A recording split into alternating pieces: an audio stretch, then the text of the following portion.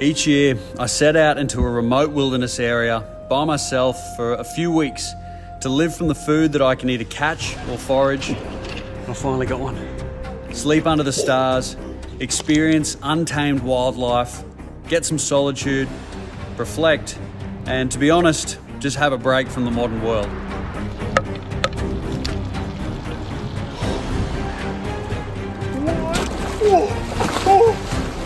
What? I'm 1 week in at this campsite and I'm absolutely loving it, but it's time to move. So subscribe to come along for the journey. Let's get back to basics. This river will not have enough water to get the boat out in about 20 minutes, so I need to move quick. And now the tide's dropping out so quick, I reckon I'm gonna get high and dry. Every minute counts at this point. I just really don't want to be stuck up here for the rest of the day. When you're out here by yourself, you just got no room for error. And that tide is dropping out.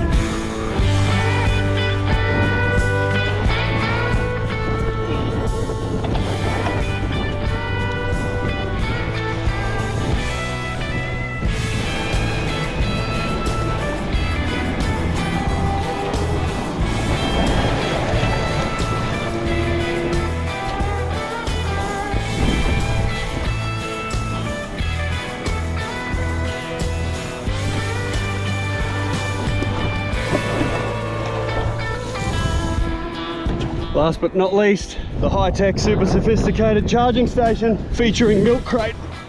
Let's go, let's go, let's go!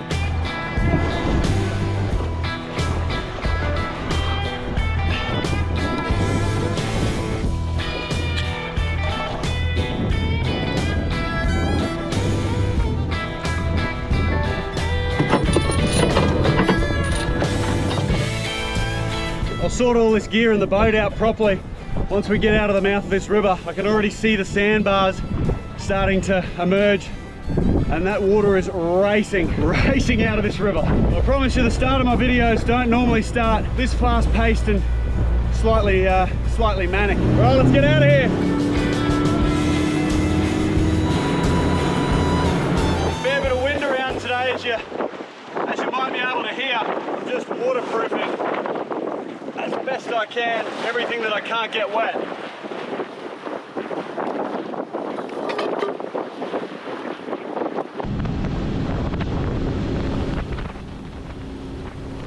That wind is absolutely howling from the west. I'd say it's going to be one of those angles that's incredibly wet, so I've sort of semi-waterproofed all the important stuff, myself not included, obviously. All right, it's going to be a couple of hours.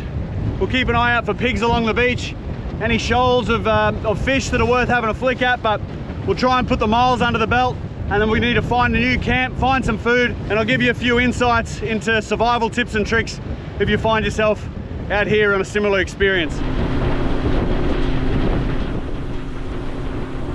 Just cruising along in 6 meters of water, and I've just seen the sounder absolutely light up with what looks like a hell of a lot of fish. So I'm just gonna drop a lure and try my luck. It's only 6.5 meters deep. I'd absolutely love to get in the water, put the mask on and swim down there and check it out. But in this area, as I've seen over the last few days, there's crocodiles literally the size of this boat, plus sharks, plus I am by myself, which never a great idea in these sort of conditions when you can't see the bottom and no one knows where I am. So I'll throw something that looks like a prawn down there, because everything loves a prawn.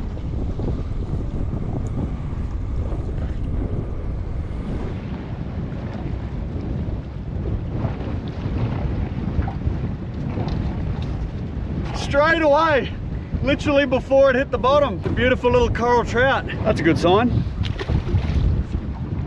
That's some pretty easy fishing right there. Just literally dropped it over the side of the boat. Beautiful colours, eh? Little black spot tuskfish. That'd be a perfect little snack. Oh, sorry mate. Get him back in the water. That's something a bit better. That's got a bit more weight. Whoa! Phew! Can't see it yet, the water's pretty green. Oh, no way! Oh! What? Oh my God, a tusky! This is the first time I've ever caught a tusky on a lure. Yes! Yes! Yes, you good thing. Mwah. Oh, I don't know what to do. Keep it for lunch or I'm gonna have to eat you, mate. These are one of my favorite eating fish. That's lunch, that's how it goes. Ah! Yes! I'm very happy. In case you couldn't notice, just get a bit of an appreciation for that fish. I brained it, put it to sleep straight away, have bled it to make sure the meat quality is top notch. It's got some of the best fillet, some of the best flesh of any of the fish. And I really didn't think I'd get one this trip because I've only ever got them on spear, never online. Hence why I carried on so much, but they're really happy with that. One fillet for breakfast and the other one for lunch or dinner. I'm just gonna put this at the back of the boat. It'll be good for sort of 6 or 8 hours in the shade in these conditions. All right, let's keep moving. It's shallow, very shallow. Have a go at this current racing around this corner where this rock bar is. It's a bit of a deep channel here that just flushes out the mouth of this new river system. But right now I need to try to find a good anchorage and a camp. Just skimmed, probably with an hour to spare, into the mouth of this new river system after a couple hours drive with the detour to get the Tusky. And I've just done a little bit of a reconnaissance, a little bit of a recce, bit of a look up the creek to try and find a good anchorage and somewhere good to camp. Ideally, I want to be able to anchor the boat where it's safe from any storms that we might get. It's easy to access on all tides. We've got 3 meter tides at the moment, so I don't want it going dry, don't want it ending up on rock, don't want it too much in really strong current, and I want to be able to walk not too far to get up to somewhere pretty safe and flat and shady to call camp for the next few nights. So let's see if we can find an anchorage. In the next 4 hours, the tide is going to drop another 2 meters deep, so I need to find somewhere that's at least 2 meters deep.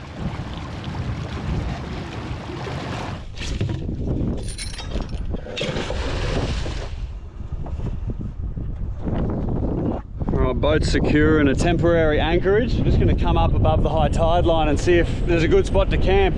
Looks like that last tide came up where these little outcrop of rocks is. That's where the high tide is. Up here, just sand flats. Just all heathland type scrub. This is where some of the bigger high tides have come through. Ooh. Yep, there's bindies. Ow, ow. Pretty harsh on the old feet. Maybe under these she oaks and the beach hibiscus. Could be somewhere along here. Pretty sure this is a beach hibiscus. It's got a yellow flower, which is edible. She oak tree. Any flat ground for the swag? Ooh, jeez, such a shame about all this rubbish. Oh man. I won't run out of water bottles. Plastic drums, it's pretty sad yet again. Right, I left a little bit of gear on the beach there, put the canopy up because now that it's full sun, it's really quite hot, and one of the things that I get nervous about and a real risk is out here is getting dehydration, just as likely as, you know, falling and hurting yourself, stepping on a stonefish, crocs, sharks, snakes, spiders, all that sort of stuff. Dehydration's a real threat and can make you pretty unstuck, so I'm doing my best to drink as much water as possible. Hydration is the key to happiness. And cover my skin up. Sort of leave the boat there quickly and come up and have a look at the other side of the river mouth. It looks like it could be a slightly better anchorage and have a bit more shade. It's significantly cooler in here with the shade. It's a few degrees cooler, but it is a fair way off the beach, so good because it's safe from crocs. Bad because I'll probably get pigs and wild dogs or dingoes coming through the camp at night, and snakes. And also not good because I can't easily see the boat. I like to be able to, well, basically if I lose the boat, I'm pretty screwed, so I need to keep visuals on the boat wherever possible. But look, I can just see the boat. It's probably 150 meters over there in the distance. We'll keep looking. These look like they're all relatively fresh diggings. I'm not sure yet what from. maybe pig, but I can't see any hoof prints. Thinking under this beach hibiscus here, this could be the camp. It's a little bit protected from the wind, but you still get a breeze. A good distance away from the water. Just need to clean some of this rubbish up. And then when I look out the front here, I can keep an eye on the tide, on the weather, and most importantly, the boat, which you can see it is just there.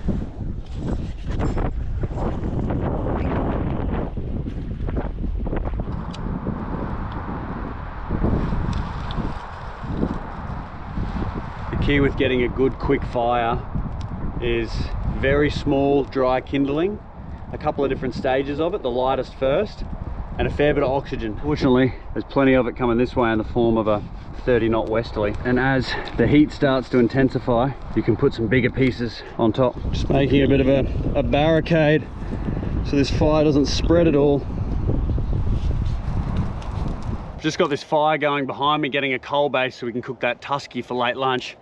While we're waiting, I wanted to show you 2 knots, if you didn't know them, that everyone should know if you're spending any time in the outdoors. First one is a bow line, which everyone should know. Just do yourself a loop in your rope. And a really easy way to remember that, all right, is here's the hole, there's your knot and your line, there's your loop and your line.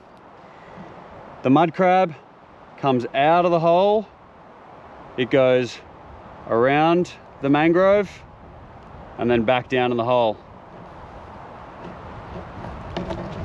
You ain't going nowhere. That's your bow line, and quite easy to undo. And then the next one is a clove hitch. Clove hitch I use probably every day to tie off a rope at the front of the boat, to tie off like a swag or a tent or anything really. So just going over your pole here, over your tree. All right, go around, over,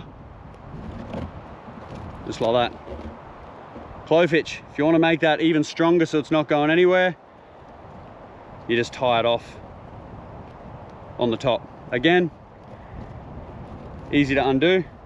Just practice this until it just becomes second nature, all right? Over what you're tying, straight over the top, keep that loop open, and then straight through. Boom, done. Tie it off a couple of times, and you can also keep half hitching it as well. All right, wrap it, wrap it, wrap it, wrap it. Even better coals is the trick. The cook up on the fire is only as good as your coal base. The end result is only as good as the coal base. Nice even bit of heat, and we're going an age-old tried and tested method. It is called Tusky on coals directly. Yeah, a bit too much heat. I will also note though that I wouldn't throw any fish on like that. A fish that has very, very thin skin and very, oh, I guess no scales or very small scales. This Tusky has got really big hard scales, which lends itself perfectly to cooking on the fire. Other ones that'd be really good would be like a finger mark or a barramundi. Yeah, something that's just got thick scales. I'm gonna leave that, I don't know, probably 10 minutes each side. Well, how do you like your cappuccino? How's that? I'm constantly trying to find open, sunny areas to keep the solar blanket. If you haven't watched the last episodes, there is an issue with the charging setup I've got in the boat, unfortunately. Yeah, basically this is my only method of charging, which is definitely a lesson on my part. This is very slow. It does work, but not for charging all of my cameras, and it's very, very slow. But I do have that. I can keep the sharing the adventure alive. Milk crate featuring solar blanket. Anyway, it works. Not flash, but it works.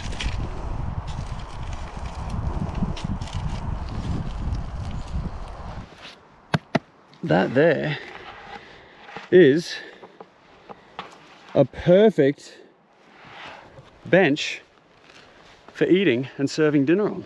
Driftwood, there you go. Nice find. Let's peel back this skin on the Tusky and see how it looks. It looks pretty perfectly cooked. Like when the skin just falls away like that, you know that it's still really moist on the inside, but it has spent enough time on the grill. Look at that.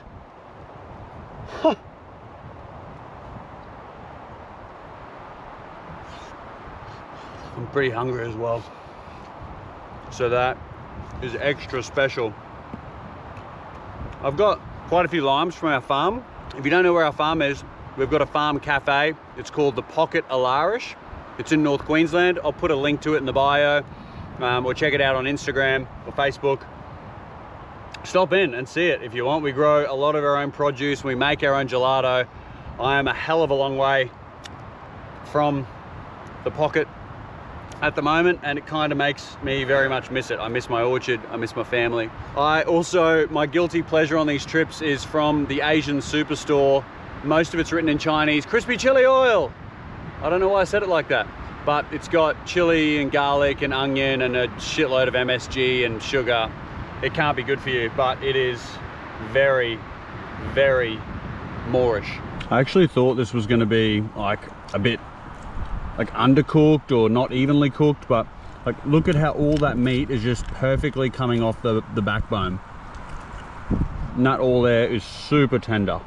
Like, I've just nailed it. I've gone and nailed it. Anyway, I'm gonna devour this and then let's go for a walk on the beach with the hand spears or the rods, because that flooding tide, there's gonna be a lot going on, I reckon.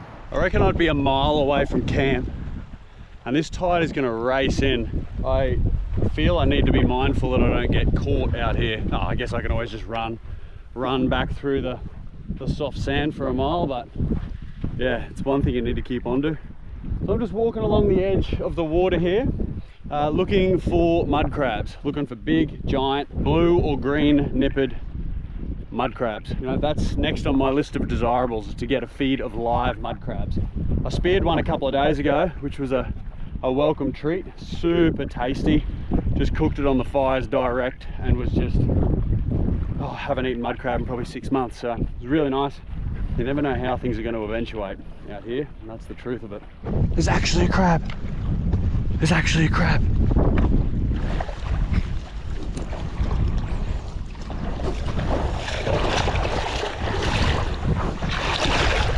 Oh, far out.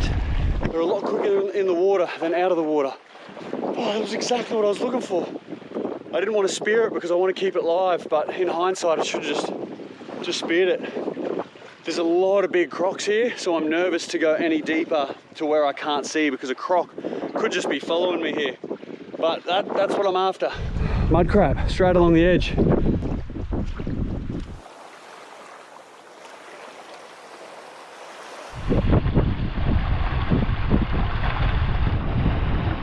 Anchoring the boat solo in very strong current is a bit of a balancing act, I'll be honest with you.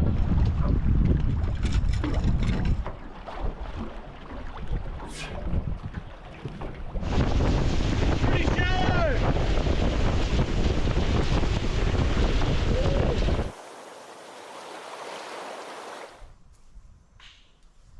I thought I'd come for a look in the mangroves again. I came a couple of days ago. I saw one crab, wasn't really that big. Got a few mud mussels, which I keep talking about and we'll eat today. I thought I'd come for one more look because it's quite cool in here, and also I really would like a feed of mud crabs at some stage.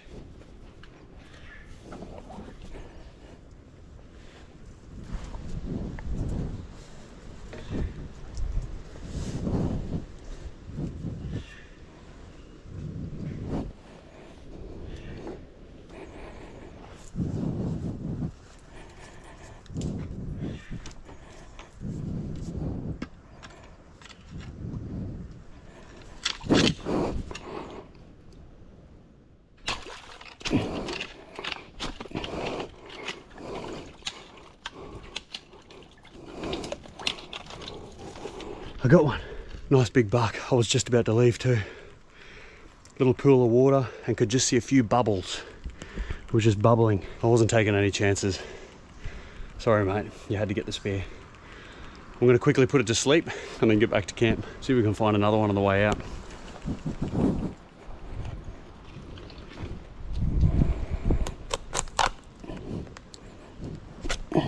That's the most quick and humane way to put it to sleep out here in the bush. Unfortunately, it's only got one nipper, but still really happy with that. I finally got one. What a beauty.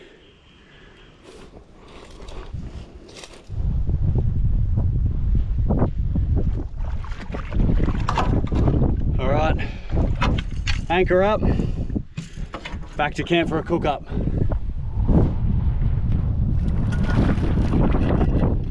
If you see me erratically turning and checking, I'm almost always looking for crocs.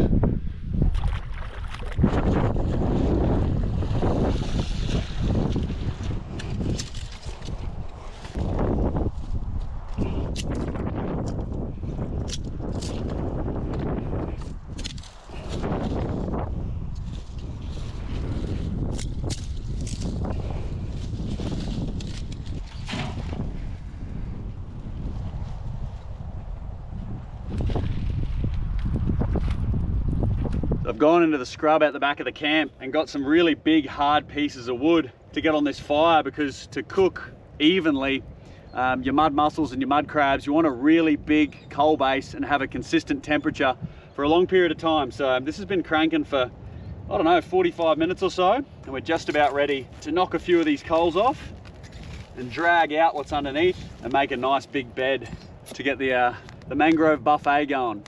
Mud mussels and mud crab. Really looking forward to this.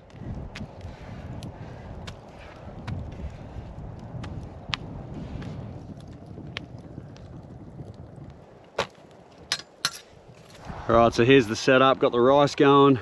The mud mussels are just starting to open. That's when you can tell that they're ready to go, when that shell opens up. And that mud crab, will give it about 8-9 minutes in this heat. A fair bit of heat, so I'd say it'll cook pretty quick. And then I'll let that rest when it's done. Rice will be done.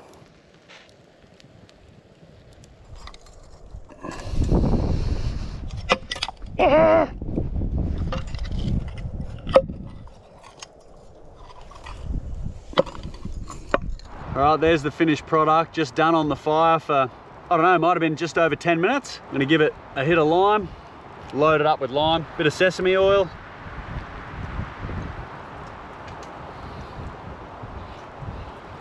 Probably a bit big for a mouthful.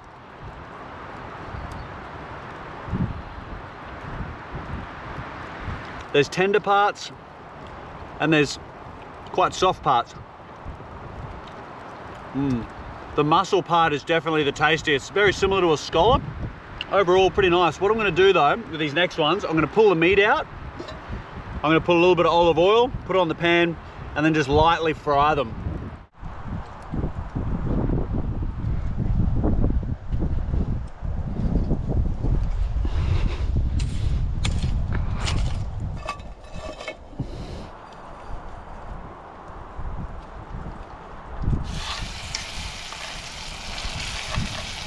If you were gonna ask me what my dying meal would be, this would definitely be on the menu.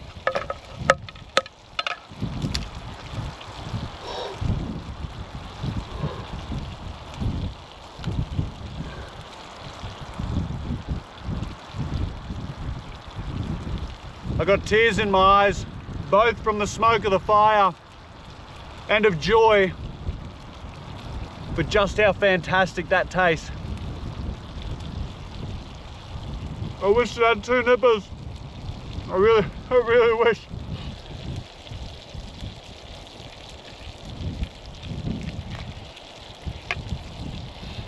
Wow.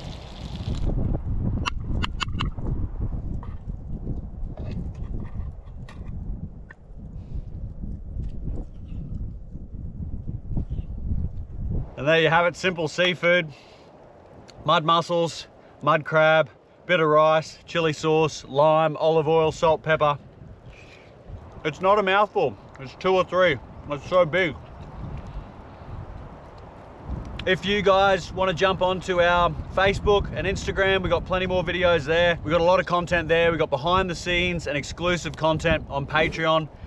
Feel free to check that out, guys. And also jump onto our website, sign up to our mailing list, because we've got some amazing new products and a heap more exciting stuff. I'll show you how to tell the time until it's going to be sunset with your 4 fingers. So at 6 foot, the horizon, as far as you can see over the water, is about 6 miles. Where that sun is there, not including your thumb, just get your 4 fingers. And each finger is about 15 minutes. So that's 1 hour 15, about an hour and 15. You'd be very surprised just how accurate this is. It's 5 p.m. and it goes dark at 6:15. So yeah, it's a really good little trick, and it does work. So if you are enjoying me sharing with you a bit more of this informative type yarns, please let me know in the comments and I'll keep it coming. Trying to work out what all these markings are in the sand, particularly these two long ones here. Look like a wheelbarrow or a motorbike, but it doesn't have, maybe the tread is gone.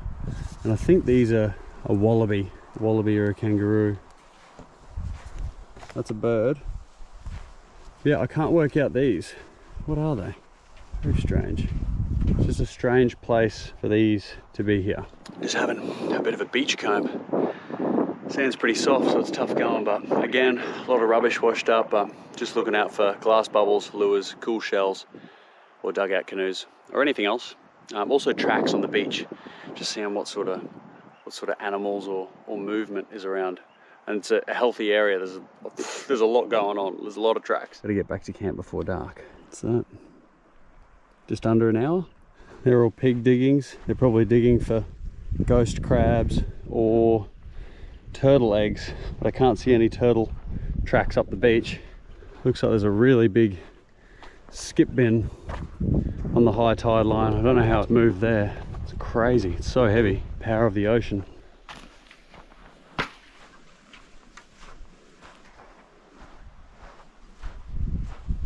It's not a skip bin. Any large commercial boat operators that know what that is, it's been here a while or in the ocean a long time, it's very rusty. Probably the biggest and heaviest thing I've seen beach combing other than a boat itself. No one living in it. Hello? Hello? Is that weird? Worth a shot. Unfortunately, this pristine coastline the whole way along. I've been walking since I got finished that flats walk for the crabs. I don't know, I've been walking for 30 minutes, just over 30 minutes. Whole way along, really heavy with rubbish. The most pristine coastline is just acting as a rubbish dump for the world's rubbish. It's a big catchment area from a lot of different countries. The ocean is all one, so everyone undergoes the consequences. A real shame. I'll just go a little bit further and then turn back.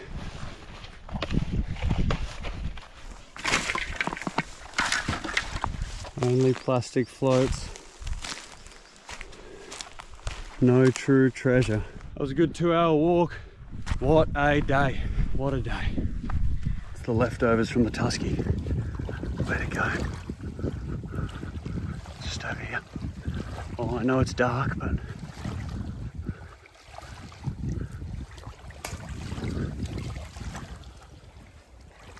oh, it's coming, it's coming, it's coming. Wow. What? Oh, oh. What? I really hope there was enough light to see that. Queensland groper, I don't know, it would have been 50 or 60 kilos, just boofed the skin and a few of the bones of the Tusky. It was just cruising along here next to the boat. Holy moly, where am I? And to top it off, have a go at the pinks and oranges in the sky for that sunset. Wow, that was epic.